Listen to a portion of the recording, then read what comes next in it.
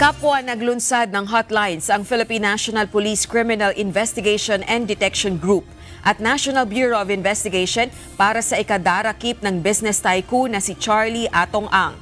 Layo nito na mapabilis ang pagtugis kay Ang na ngayon ay itinuturing ng top 1 most wanted sa Pilipinas. Para sa sinumang may impormasyon sa kinaroroonan ni Atong Ang, maaaring tumawag sa PNP CIDG hotlines sa number 0960-692-3025 para sa Smart at 0945-611-5926 kung Globe subscribers. Samantala, ang NBI naglabas din ng hotline kung saan pwedeng makipag-ugnayan ng sinumang may impormasyon sa kinaroroonan ni Atong Ang.